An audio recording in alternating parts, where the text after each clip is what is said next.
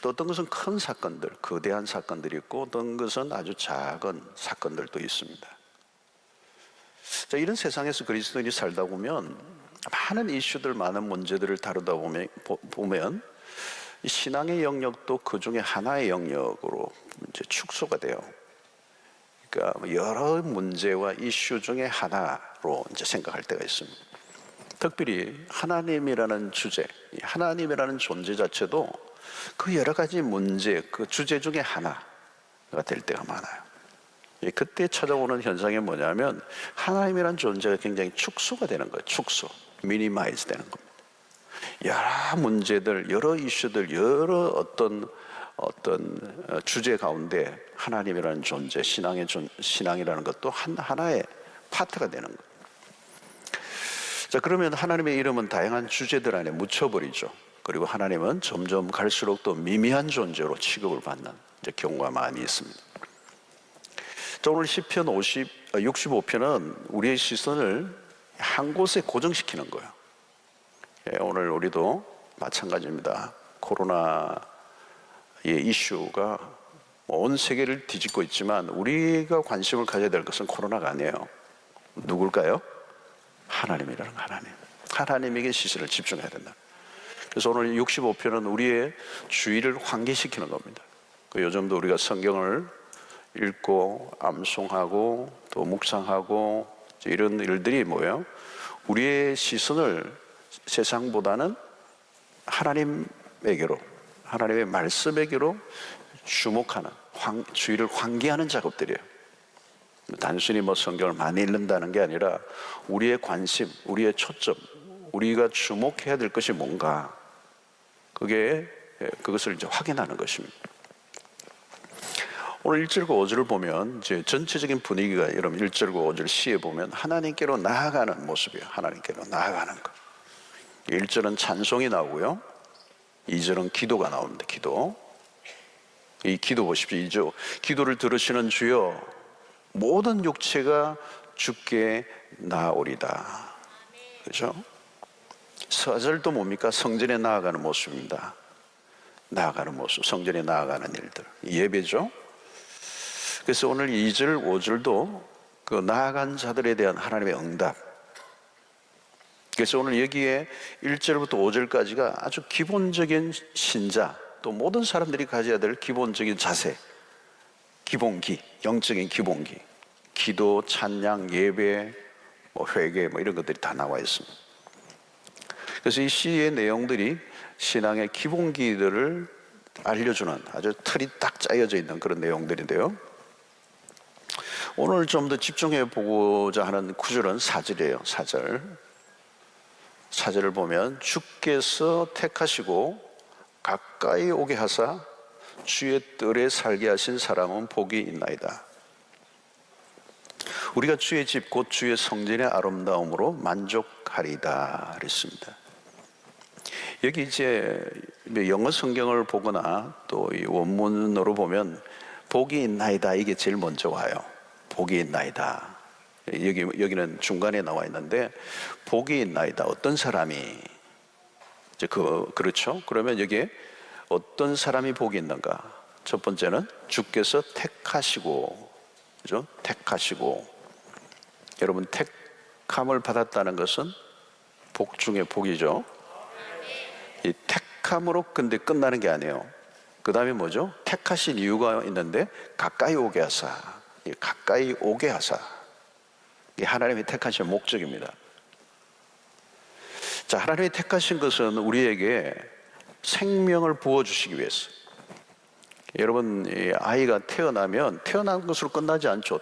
생명을 부여받았지만 그 생명이 다 자라나는, 그죠? 성장하고 그 생명을 통하여 또 다른 생명을 낳게 하는 어마어마한 생명력을 얻는 일이 더 중요하죠.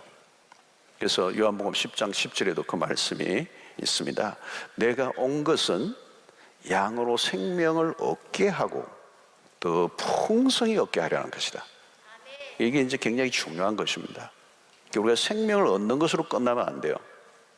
택함을 받았다는 자체는 생명을 얻은 것이지만 더 중요한 것은 더 풍성히 얻게 하려 합니다. 예. 그 생명의 충만함을 통하여 풍성함을 누리는 거예요. 그 풍성함 속에서 열매가 맺히는 거거든요. 그러면 그것이 뭐죠? 하나님의 생명과 연결이 될 때 가능하다는 거죠. 하나님은 생명의 원천이시기 때문에, 하나님은 생명의 본질이시기 때문에 그분과 연결되는 거예요. 그래서 오늘 여기에서 표현이 그겁니다. 택하시고 가까이 오게 하사. 자, 그 다음에 뭡니까?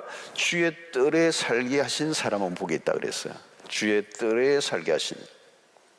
자, 가까이 오게 하신 곳이 어디죠? 주의 뜰이라고 했습니다. 주의 뜰. 주의 뜰에서 사는 사람이 복이 있다 그랬는데요, 여기서 주의 뜰이라는 표현은 굉장히 친근한 표현이죠. 뜰, 가든. 허허벌판이 아니고 광야가 아니고, 이전에는 바깥에 있었는데, 그죠? 뜰은 아무나 들려보내주지 않죠. 이게 하우스의 개념이에요. 집 안으로 초대받았다는 걸. 옛날에는 이방인이었어요. 아웃사이드였는데 인사이드로, 이 택함 받은 자는 이제 주의 뜰에 거하게 된다는 거예요.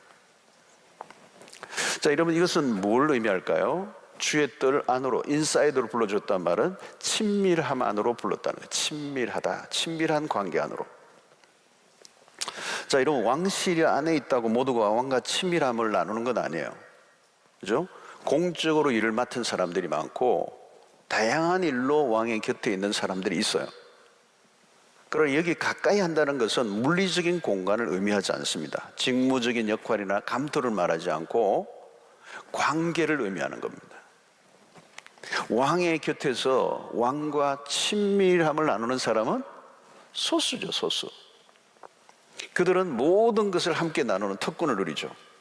그래서 오늘 가까이 오게 하사 주의 뜰에 거하는 자가 복이 있다. 이것은 하나님과의 친밀함을 말하는 것입니다. 다르게 표현하면 하나님의 최측근이 되는 것입니다. 네. 여러분, 하나님의 측근이 된다는 건 굉장히 축복이죠. 다윗은 하나님과 친밀함을 나누었던 사람 중에 아주 대표적인 사람입니다. 그래서 하나님이 내 마음에 합한 자다 그렇게 표현을 했을 때, 다윗의 영성의 핵심은 하나님과의 친밀함이에요. 하나님과 친밀했다는 거예요. 그러니까 그의 삶 전체에서 묻어나는 것은 하나님과 매우 가까웠다는 거예요. 여러분, 이 친밀함이라고 하는 것은 어떤 행사가 아니에요. 친밀함이라는 것은 어떤 의무적인 관계가 아니죠. 이 친밀함은 일상에서 매 순간 함께하는 것이죠. 그래서 여러분, 골리앗과의 그 일전에서도 블레셋 사람의 입에서 하나님의 이름을 모욕하는 그 얘기를 들었던 다윗은 분노하죠.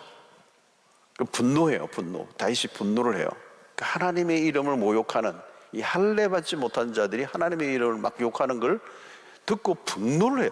그러니까 다른 사람은 그걸 분노하지 않아요. 근데 분노를 했다는 이 말은 뭐냐면, 그 하나님의 이름을 이름을 욕하는데 분노했다는 말은 다윗은 하나님과의 친밀함 속에 있었기 때문에 가능한 거예요. 여러분, 누가 우리 어머니를 욕한다 그러면 여러분 가만히 있겠어요?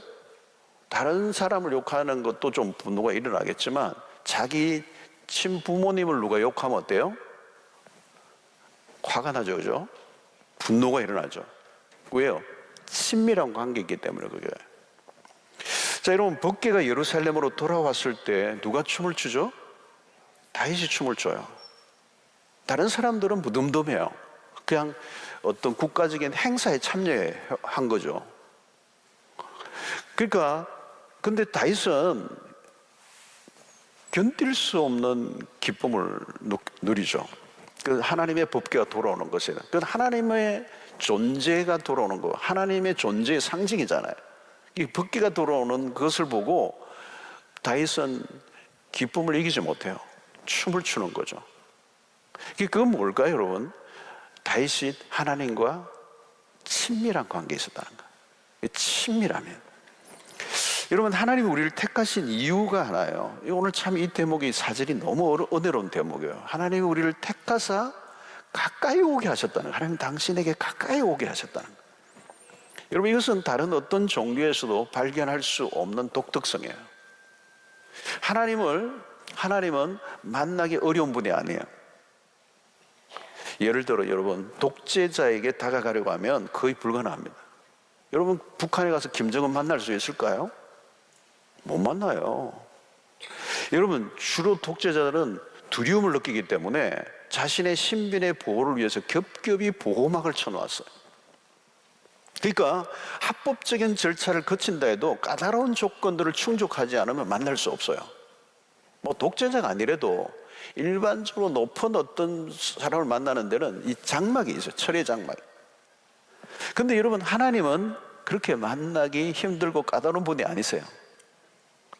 하나님은 사람을 가리면서 만나는 분도 아니세요.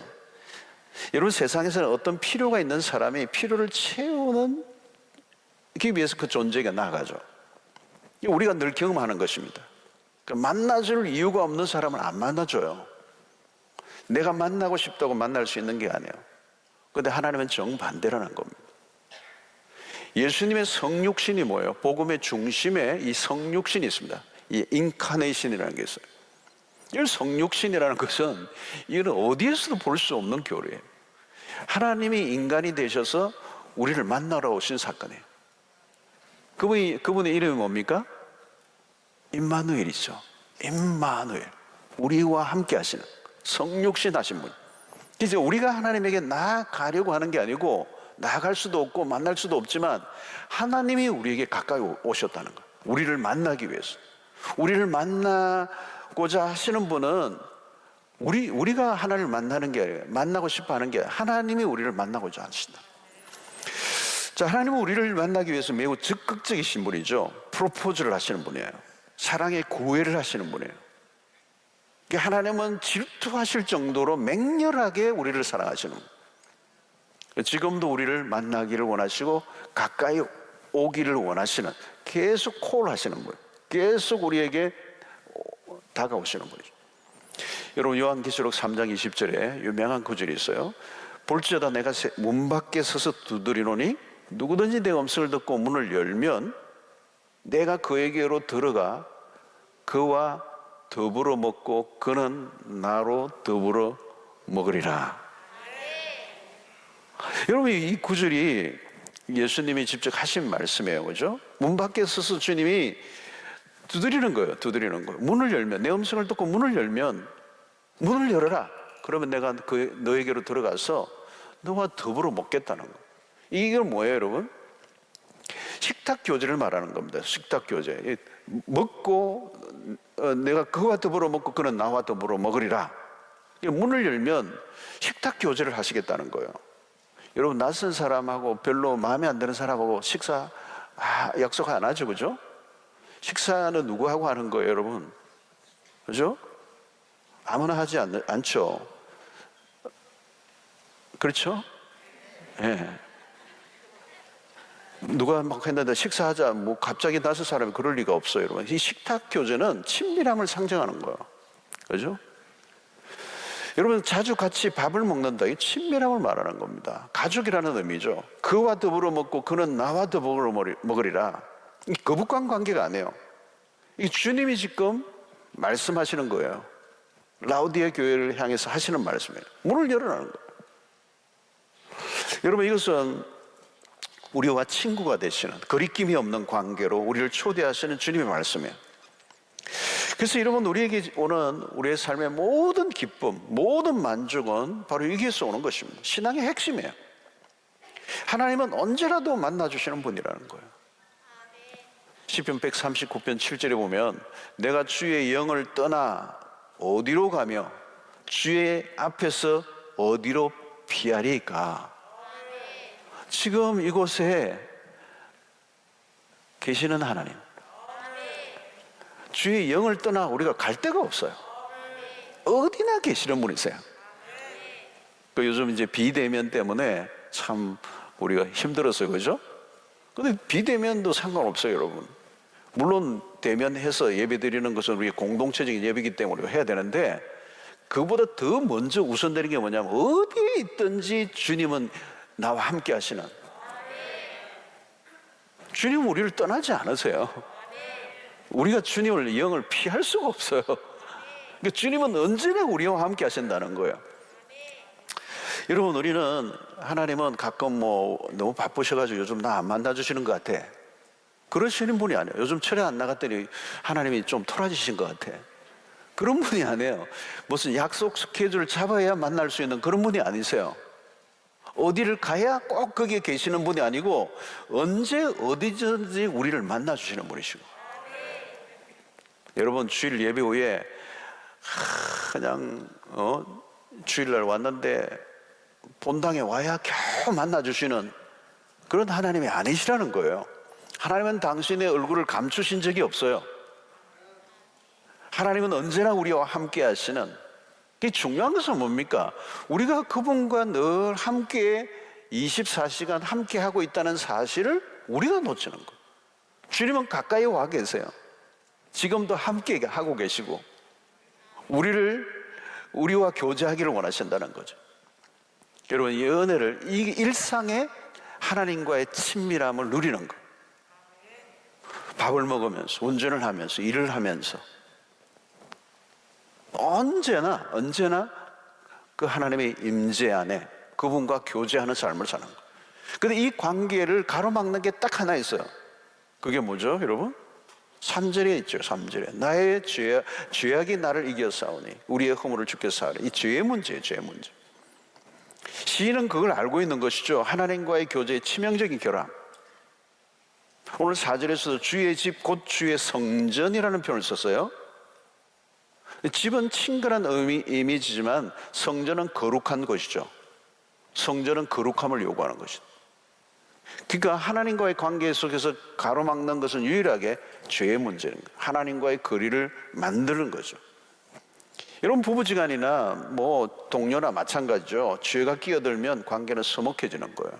아무리 20년 30년 수십 년 해도요, 이 죄가 끼어들면 관계는 깨어져요. 서먹서먹해져요. 그러니까 하나님과의 통화에 장애를 일으키는 유일한 것은 바로 죄의 문제예요. 특히 하나님과의 관계에 치명적인 영향을 미치는 죄가 있는데 그게 바로 교만이에요. 교만은 관계를 깨는 요인이 됩니다. 이 죄의 본질 안에 이 교만이 자리 잡고 있죠. 이 교만을 안으로 깊이 들어가 보면 그 교만 안에 뭐가 있습니까?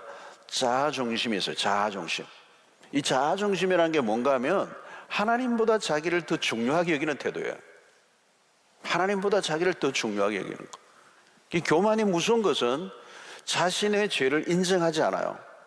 이 겸손한가 안 한가를 뭘 통해서 알 수 있는가 하면 자기의 죄가 드러나는 것을 두려워하고 있는가.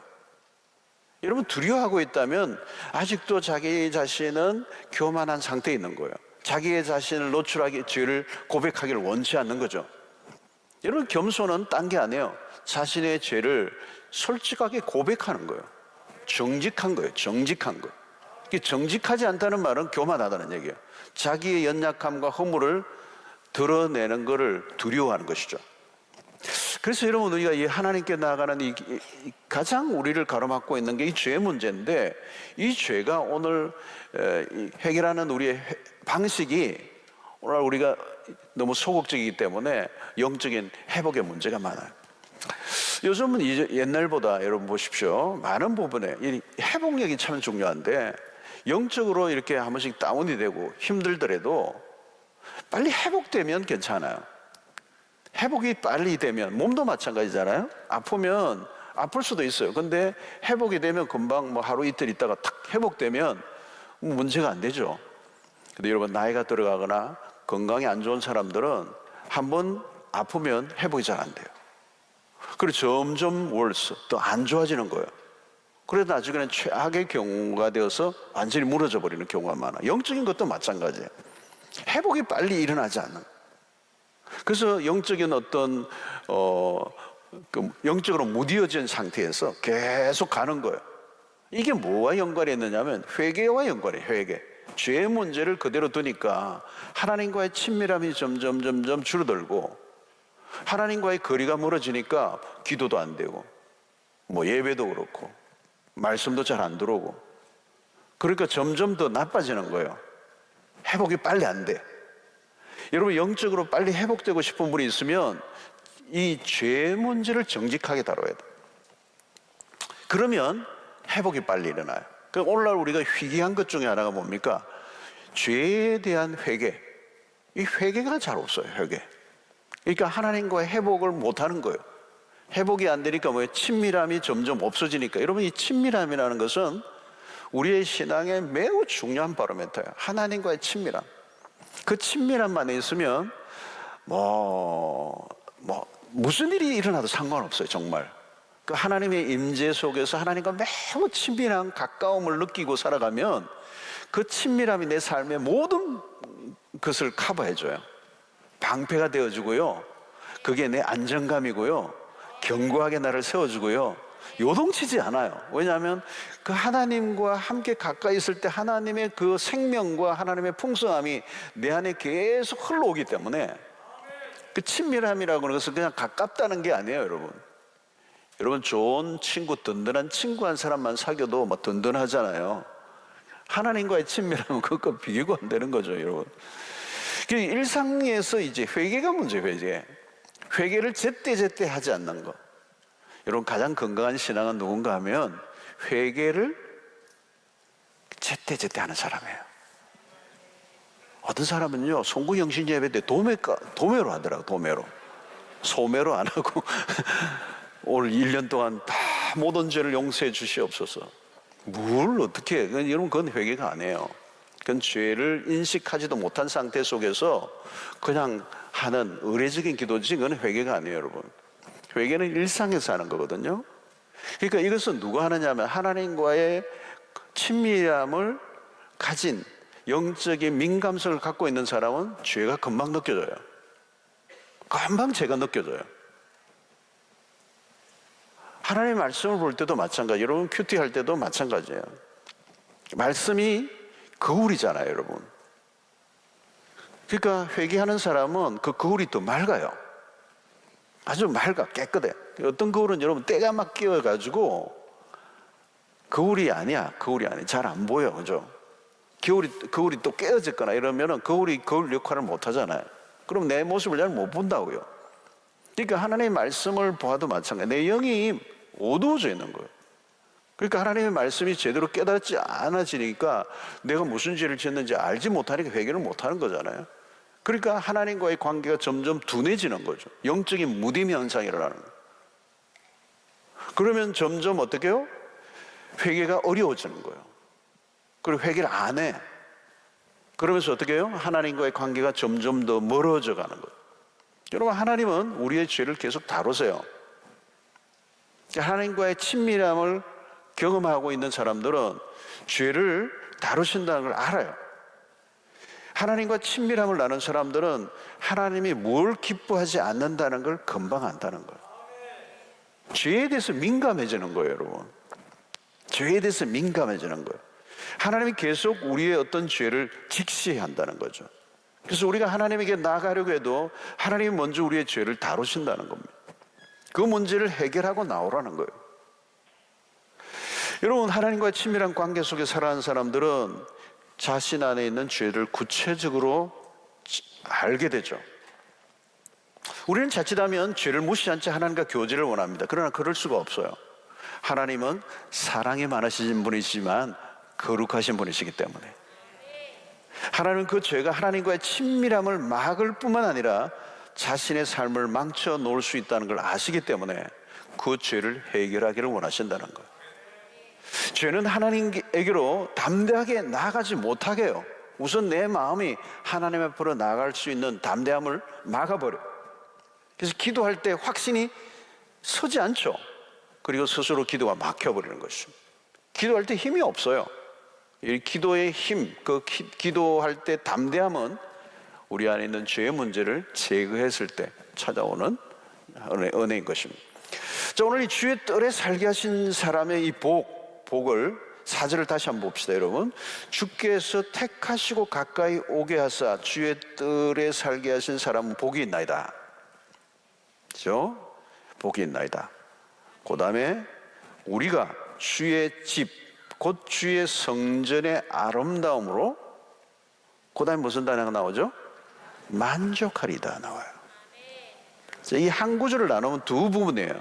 두 부분. 이게 지금 하반절이고 바로 앞이 이제 전반부인데, 이 하반절 보고 우리가 주의 집 곧 주의 성전의 아름다움으로, 그러니까 주님의 하나님께 택함을 받고 가까이 오게 하사 주의 뜰에 거하게 하신 사람이 복이 있는데, 그 복이 구체적으로 무엇이냐?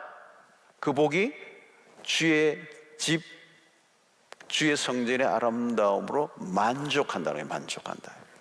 이 만족한다. 이게 하나님이 그 하나님과의 친밀함을 나누는 사람들이 주어지는 복이라는 것입니다. 복. 자, 여러분, 오늘날 사람들이 많이 원하는 게 뭐죠, 여러분? 누구나 원하는 게 있어. 그게 뭐죠? 행복함이죠. 행복함. 그죠? 행복을 다 원해요. 여러분, 어떻게 행복하세요? 이 동네는 전혀 행복 안 하는가 봐요. 요는 약간 있고, 그죠? 행복하세요? 억지로 하지 마시고, 아니면 아니라고 하셔야 돼요. 요즘 좀 그렇지 않아요, 여러분? 막 코로나가 길어지니까 요즘 우울증이 더 많아졌잖아요. 자, 여러분, 오늘날 사람들이, 많은 사람들이 행복을 원해요. 근데 행복하지 않아요. 진짜 다 행복하다는 사람 한번 데리고 와보세요. 한번 만나보게. 여러분, 오늘날 사람들이 왜 불행합니까? 쉽게 얘기하면 왜 불행한가 하면, 행복하지 못한가 하면 만족이 없기 때문이에요. 만족이라는 단어가 굉장히 중요해요. satisfy. 이 중요한 단어예요. 대부분의 사람들 불만으로 가득 차 있어요. 불만이에요, 불만. 이스라엘 백성들도 이런 뭐예요? 원망, 불평, 이거죠. 그죠? 원망, 불평하다가 광야에서 다 죽었어요. 많은 사람들이 만족이 없어요. 그건 복이 아니에요. 복이 있다는 말은, 오늘 여기 4절에서 복이 있다. 그 사람들은 어떤 복, 그 복은 뭐예요? 만족하리다. 그죠? 이것과 연결이 되는 거예요. 그래서 오늘 사람들이 그 복을 누리지 못하는 거죠. 만족을 못하는 거죠. 이런 만족한다는 건 쉬운 게 아니에요. 난 정말 만족해. 그분이 정말 행복한 사람이에요. 오늘 여러분들이 그걸 누리시기를 축원합니다. 이 말씀의 답이 거기에 있어요. 여러분, 많은 사람들이 결혼 생활에서도 만족이 없어요.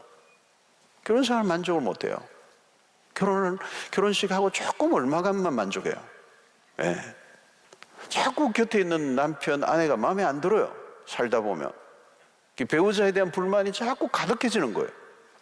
여자분들은 드라마를 보면 볼수록 남편이 더 마음에 안 들어. 드라마에 막 이런 사람들 보다가 남편 딱 보면 아니에요. 배도 나오고 막 머리숱도 자꾸 없어지고 막 배 막 두드리고 있고 이러면 막 이상하게 막. 남편들도 마찬가지예요. 바깥에만 나갔다 들어오면 우리 마누라가 이상한 거예요. 아름다운 녀석이 밖에 많은 거예요. 너 다 나갈 때 이러고 있으니까 밖에 가면 다 아름답죠. 집에서는 쌩얼이니까. 여러분, 아무리 재산을 모아도 만족이 될까요, 여러분? 만족이 되나요, 여러분? 돈을 얼마 있으면 만족할 것 같아요? 전도서 5장 10절 보십시오. 은을 사랑하는 자는 은으로 만족하지 못하고, 풍요를 사랑하는 자는 소득으로 만족하지 아니하나니 이것도 헛되도다. 여러분, 이게 전도서의 솔로몬의 고백이에요. 그러니까 세상에 어떤 것으로도 만족이 안 된다 얘기를 하는 거예요. 그런데도 사람들은 이 사실을 받아들이질 않아요. 만족이란 쉽게 해결할 수 있는 주제가 아니에요. 왜 사람들이 병에 들죠? 내가 가지고 싶은 것을 가지지 못하니까 병이 되는 거예요. 내가 원하는 걸 가지지 못하니까. 그걸 가지기 위해서 막 애를 쓰는 거예요. 그리고 너무 많은 원함이 있어. 가지고자 하는 것이 너무 많아. 그 원하는 게 채워지지 못할 때 뭐가 생기는 거죠? 불만이 생기는 거예요. 불만. 근데 그 불만이 결국 뭐예요? 병이 되는 겁니다.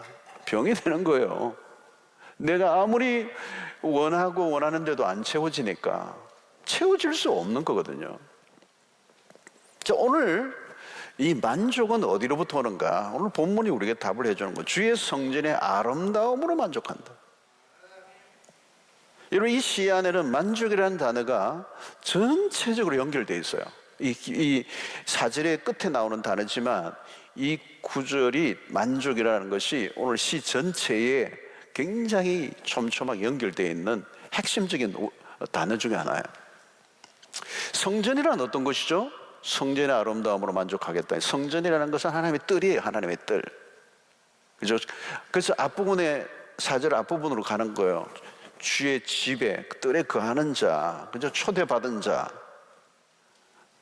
하나님의 초대를 받은 사람이에요. 가까이 오게 하신. 그분이 누구예요? 택함을 받은 사람. 이 택함을 받고 하나님께로 가까이 초대를 받은 사람들이죠. 아웃사이드가 아니라 인싸가 된 거예요. 여러분, 가장 치명적인 불행이 뭡니까? 하나님으로부터의 소외예요. 하나님으로부터 소외된 삶. 모든 결핍과 부족함의 원인이에요. 그게 에덴 동산에서부터. 그죠? 에덴에서 추방된 인간. 그 에덴이 아니고 하나님으로부터 추방된 인간이에요. 하나님으로부터 소외된 인생은 그때부터 결핍이 시작된 거잖아요. 그거는 채워지지 않아요. 누구도 채울 수가 없어요. 이것을 채울 수 있는 유일한 길은 뭘까요? 그분만이 채워줄 수 있는 거죠. 하나님. 근데 그 하나님으로 채워진다는 이 말을 오늘 여기서는 가까이 오게 하사 주의 뜰, 주의 성전, 이 표현은 뭐냐면 하나님과의 친밀함 안으로 들어갈 때 이게 해결된다는 거예요. 하나님과의 친밀함. 그래도 친밀함이 깊어질수록 만족도는 더 높아가시는 거죠.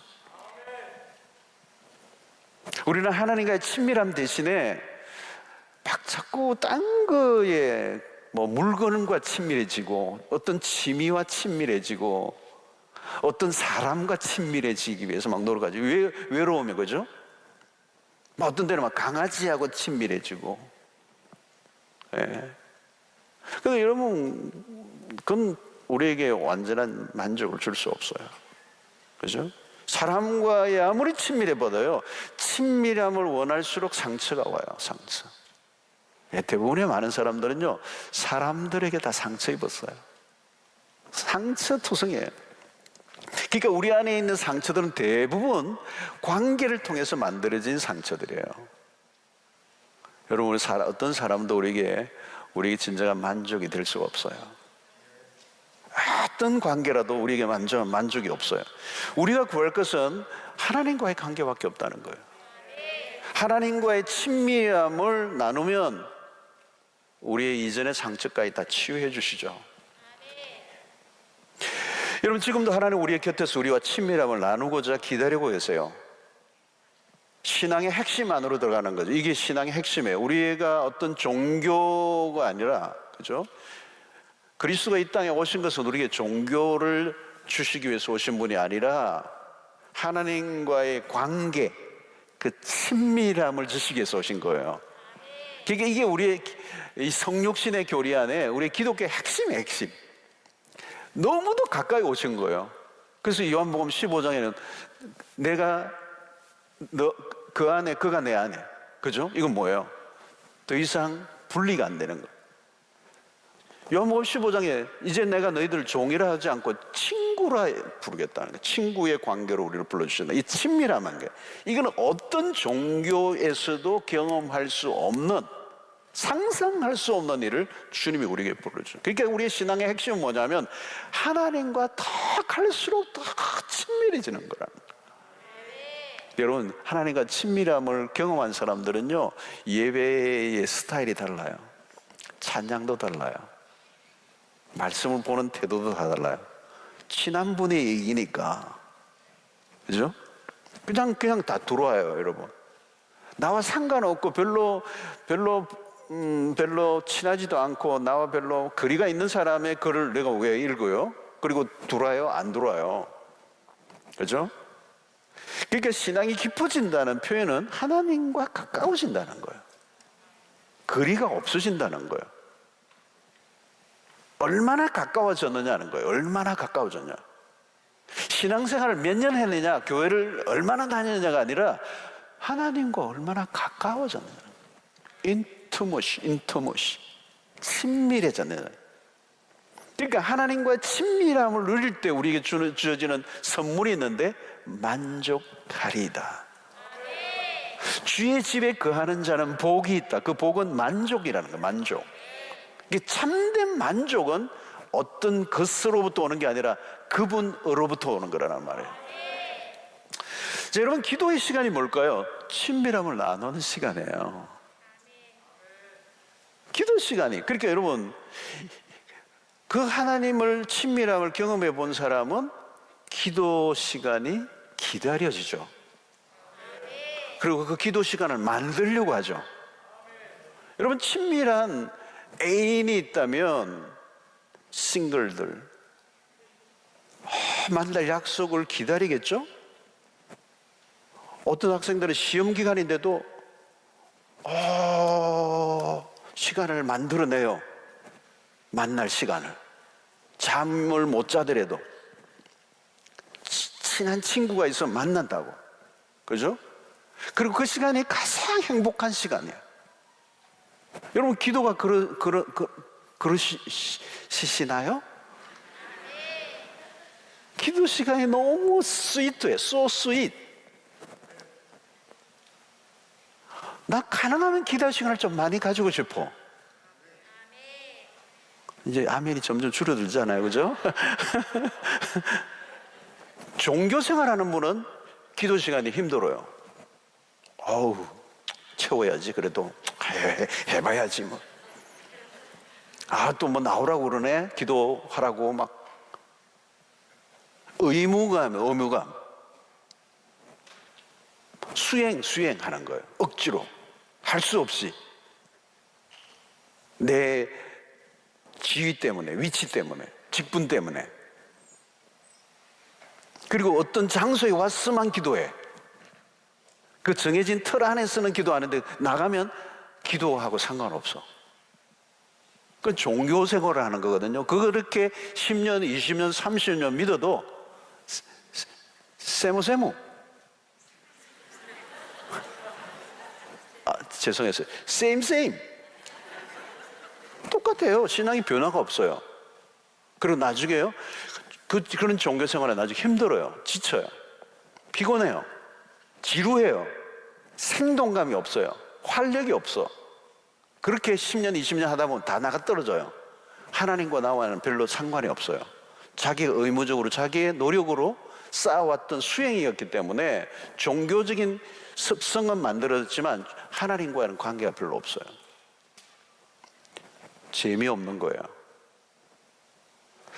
여러분, 기도 시간은 하나님과의 친밀함의 시간이에요.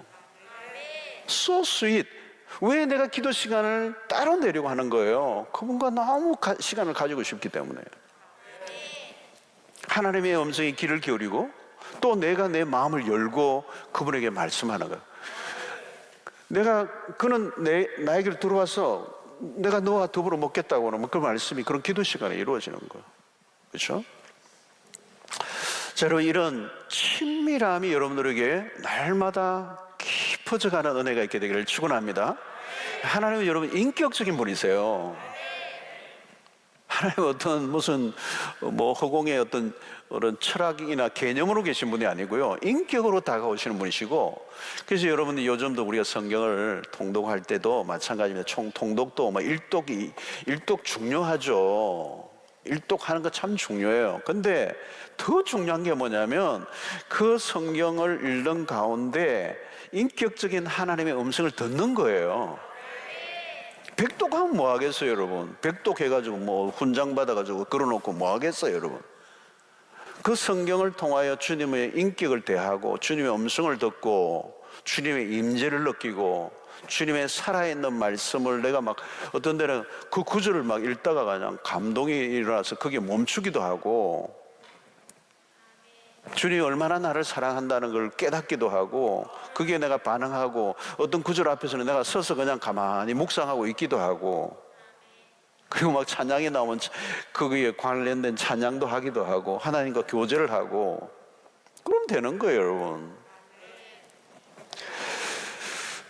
자, 그 친밀함을 나눌 때 왜 복인가, 왜 만족이 오는가, 그걸 이제 6절, 5절부터 계속 하는 거예요. 오늘 9절에 보면 왜 그분과 친밀하면 우리에게 그게 복이고 우리에게 만족할 수밖에 없는가, 그분이 누구이신가, 그걸 이제 5절부터 쭉 얘기하는 거예요.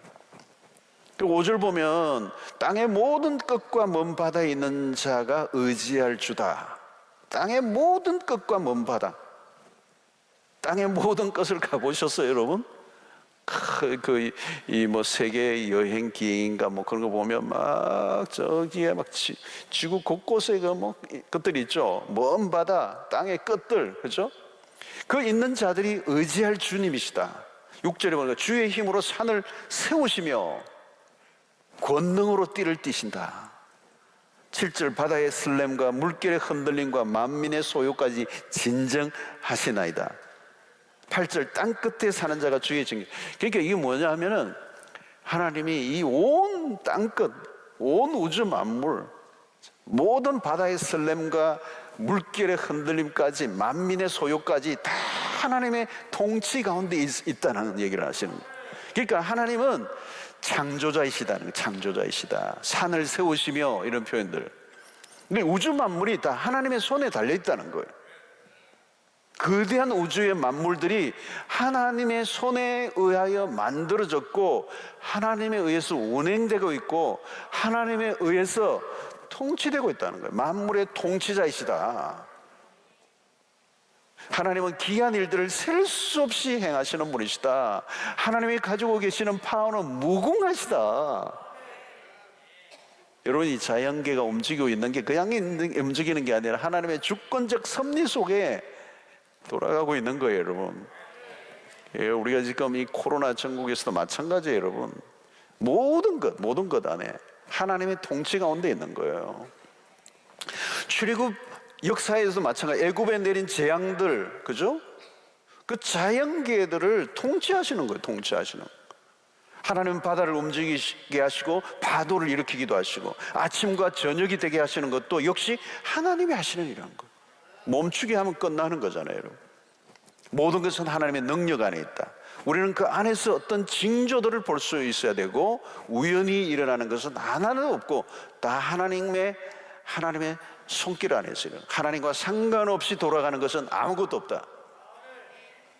그래서 우리는 그 안에서 하나님의 통치의 손길에 민감해야 되고 지구와 천계들까지 하나님이 움직이시는 분이시라면 인간 세계도 말할 것이 없고 지금도 오늘 모든 일을 행하시는 것 안에는 하나님의 개입이 있다는 것. 근데 요즘 우리 보십시오. 인간의 이 지구를 막 망가뜨리는 일은 누가 하는 거예요? 인간이 하는 거예요. 지구를 막 망가뜨리는 거예요. 하나님이 갖고 놓으신 세상을 황폐하게 하는 일들, 황폐하게 하는. 그게 뭐예요? 다 인간의 탐욕 때문에 일어납니다. 인간의 탐욕.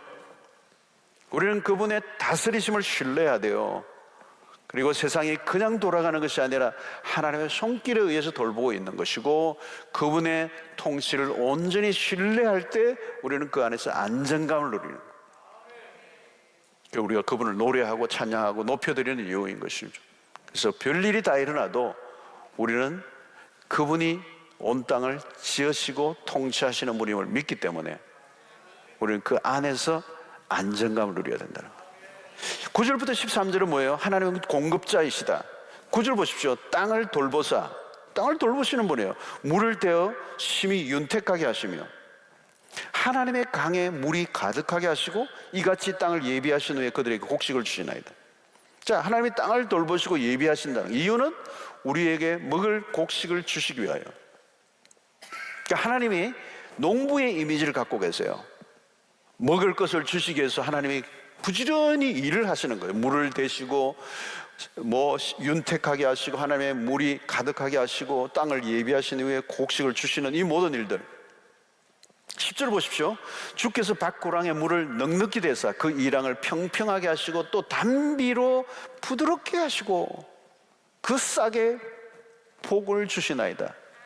싹에 복을 주시는 것도 하나님이 하시는 거예요. 그러니까 싹이 이렇게 나는 것이 그냥 나는 게 아니에요. 하나님이 복을 주셔야 싹이 난다는 거예요. 또 여기 보십시오. 단비로 부드럽게 하시고, 단비로 참 이런 이 놀라운 것이죠. 이 다 하나님의 선하심, 관대하심. 이 농사를 짓는 사람들은 실감이 나는 말씀들이에요.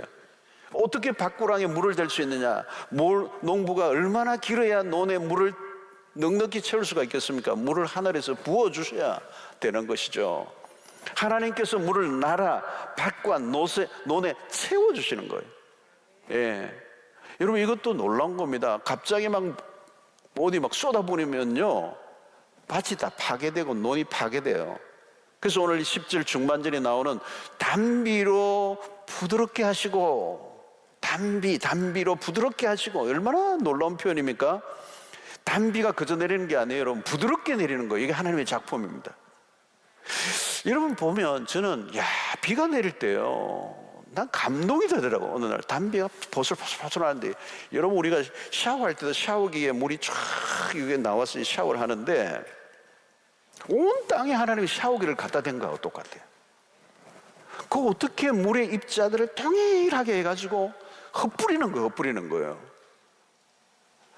이런 물통이 막 떨어지는 게 아니고, 그 물을 입자를 나누어 가지고 흩뿌려서 모든 땅에 골고루 단비가 내리게 하시는 거거든요. 여러분, 신비롭지 않아요? 난 저게 하나님이 진짜 기가 막힌 기술이다.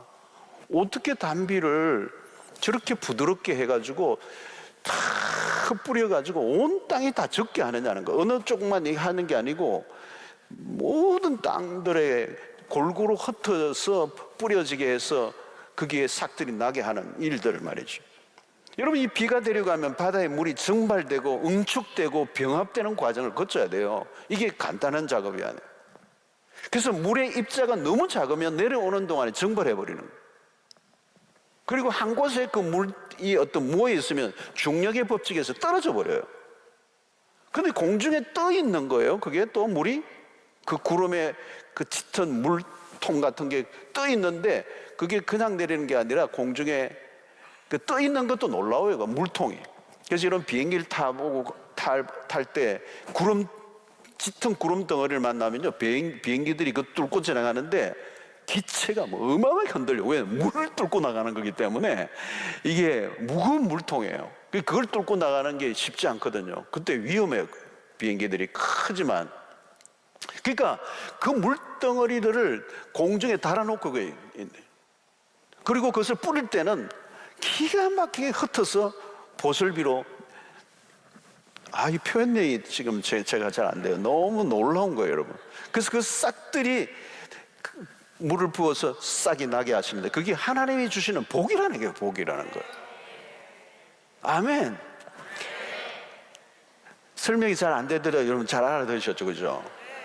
이게 봄에 싹이 그냥 나는 게 아니라는 거예요. 하나님 놀라운 섭리 가운데. 아멘. 놀라운 섭리예요, 여러분. 싹이 날 때마다.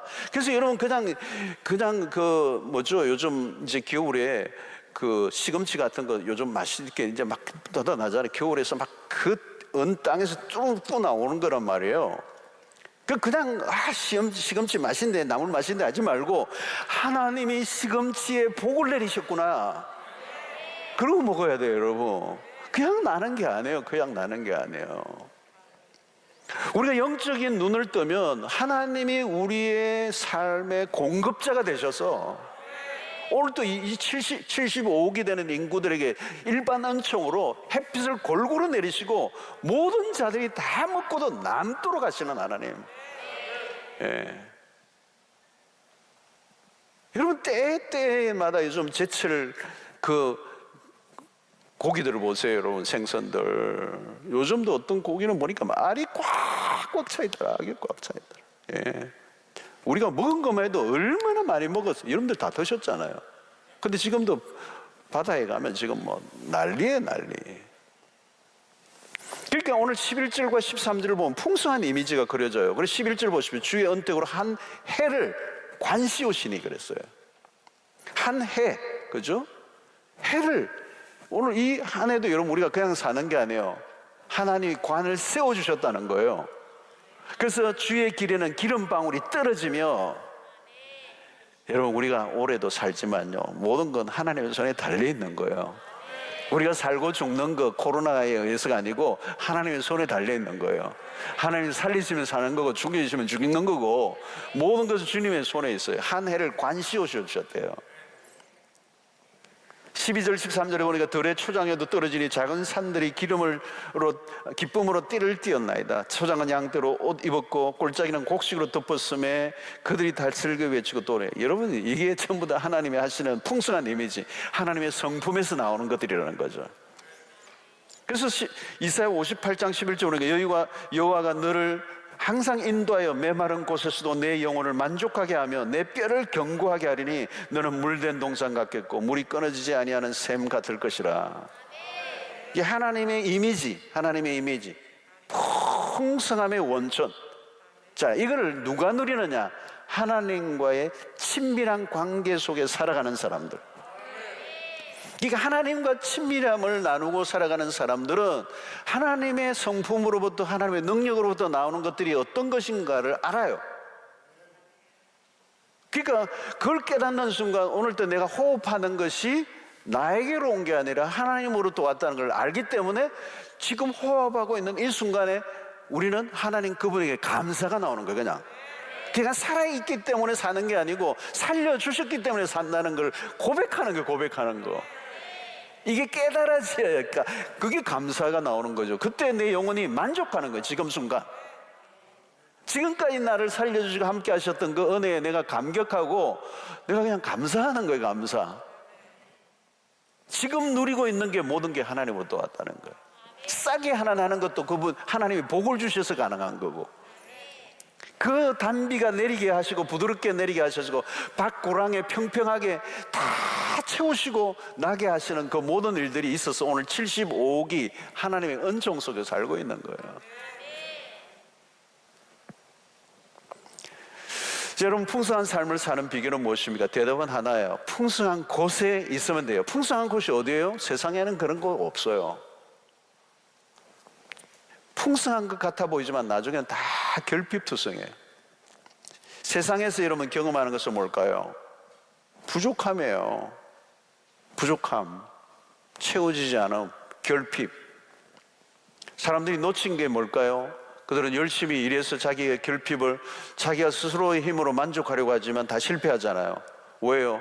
풍성함의 원천이신 하나님에게서 비껴나 있는 인생. 여러분 오늘 이 시가 우리를 어디로 이끌어주느냐? 원천으로 이끌어주는, 원천, 오리지널. 오직 하나님만이 풍성하신 분이시라는 거예요.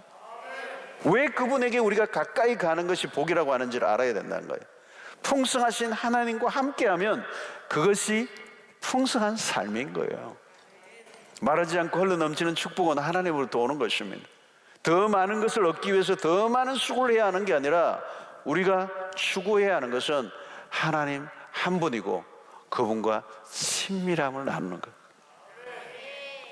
여러분 뭐 힘들면 어디로 가야 되나요? 여러분 우리의 삶이 낙심되고 우리가 삶에 여러 가지 어렵고 힘든 그런 시기에 우리가 어디로 가야 위로를 받아요? 없어요. 여러분 오직 위로부터예요. 그래서 야고보 1장 17절에 야고보는 이렇게 하는 거, 온갖 좋은 은사와 온전한 선물이 다 위로부터 이거를 알아요. 위로부터 빛들의 아버지께로부터 내려오나니 그는 변함도 없으시고 회전하는 그림자도 없으십니다. 여러분 여기 온전하다는 표현이 뭐예요? 퍼펙트예요. 퍼펙트. 여러분 세상에 온전한 선물이 없어요. 하나님만이. 그러니까 온전한 선물을 내가 받았다고 생각하는데 막 결혼할 때 막 너무 멋있는 다이아 막 물방울 다이아 받았는데 더 큰 물방울을 어떤 사람이 달고 다니면 또 막 화가 나잖아요. 저 정도는 받아야 되는데. 여러분 선물 교환을 하는데 선물 교환했는데 나 이건 필요 없는 건데 받았네. 또 교환하고 또 교환하고. 여러분, 이 세상의 것은 불완전해요. 퍼펙트하지 않아요. 비교를 통하여 불행을 느끼기 때문에. 근데 하나님은 완전하신 분이죠. 다 위로부터 빛들의 아버지로부터 주시는 것이죠. 그분은 완전한 것을 주세요. 여러분, 태양빛도 마찬가지죠. 여러분, 그 태양빛과 비교할 수 있는 빛은 없죠. 여러분, 아무리 인간이 다양한 에너지를 만들어낸다 해도 태양의 빛과 어떻게 대체할 수가 있겠습니까? 얼마나 많은 빛을 골고루 비추어야 세상의 땅들을 비추어 식물이 자라게 하고 인간이 존재 가능하게 할까요? 인간이 만든 것은요, 다 그림자가 있어요. 근데 하나님에게는 회전하는 그림자도 없다고 그러잖아요. 어두운 면이 없어요. 세상의 것은 다 음영이 있어요. 음영에. 인간이 만든 게 다 그래요. 여러분, 뭐 자동차 뭐 좋지만 반면 우리에게 건강도 많이 빼앗아가서 걸었으면 걸어 다녀야 되는데 왜 뭐 자동차 타니까 다 다리가 약해져 있잖아요.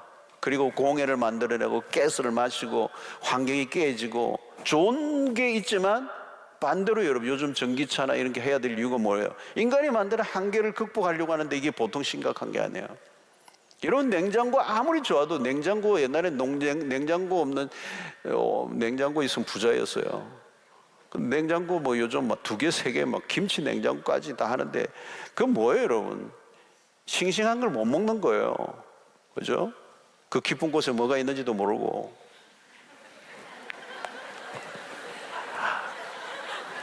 여자분들은 다 알아요, 그게. 처치곤란해, 나중에.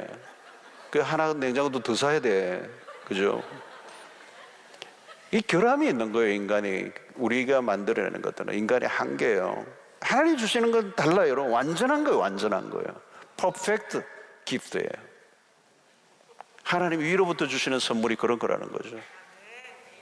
여러분, 오늘 또 우리가 복음인 이유는 뭐예요, 여러분? 그 복음은 영원히 변하지 않는 복음이기 때문에. 오늘 우리를 구원으로 인도하시는 그 하나님은 변함이 없으신 분이시고, 여러분, 오늘 우리의 삶의 핵심은 뭐냐면 하나님은 창조자이시고 공급자이시고 구원자이십니다. 그분과 친밀도를 높이라는 거예요. 친밀도를. 하나님께로 가까이 가는 자가 복이 있는 줄로 믿습니다.